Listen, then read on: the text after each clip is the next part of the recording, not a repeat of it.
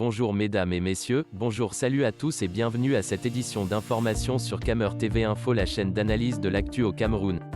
Ne rien taire pour plaire, ne rien dire pour nuire est notre credo. Voici pour commencer le titre de cette édition. L'état de Juju ou la fin de la violence légitime. Cette vidéo est réalisée à partir d'une publication de Maître Amédée Dimitri Toukotom sur sa page Facebook. Mais avant de découvrir l'intégralité de son contenu, veuillez prendre 3 secondes pour vous abonner à nos pages Facebook camertv.info et YouTube Camer TV Info. Un like et une souscription à nos médias pour ne rater aucune de nos futures publications est fortement conseillé. Voici la teneur du post dans son intégralité. L'état de Juju ou la fin de la violence légitime. Le régime Biya tente depuis le hold-up électoral perpétré lors de l'élection présidentielle d'octobre 2018, de perpétuer son règne à défaut de gouverner.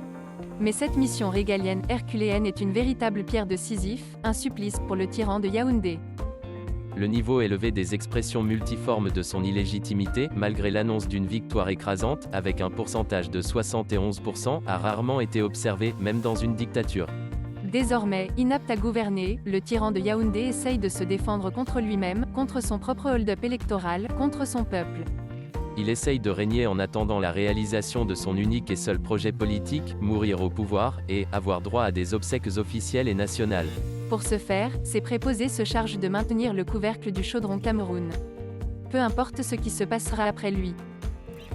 D'ailleurs, une analyse objective d'un tel niveau de désinvolture nous permet d'affirmer que Paul Biya prépare une guerre, qui se déclenchera le lendemain de ses obsèques.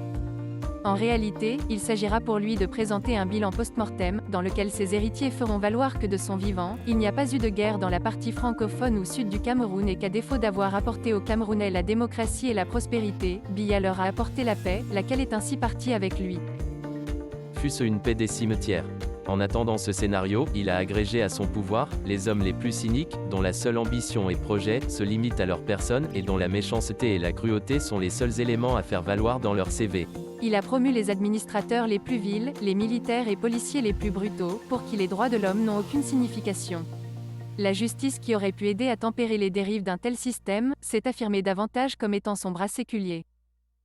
Ainsi a été construit sous Paul Biya, l'expression matérielle la plus patente de l'État sans foi ni loi, de l'État voyou, de l'État barbare, de l'État sauvage, de l'État de Juju, qui désormais, inapte à s'imposer sui generis, est réduit à faire peur, à intimider, à violenter, à enlever, à tuer, en dehors de tout cadre légal pour exister.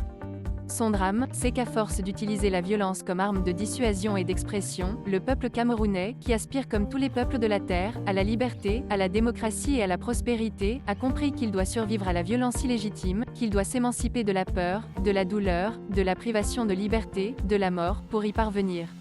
Ainsi sonne le glas de l'État de Juju qui ne fait plus peur à personne.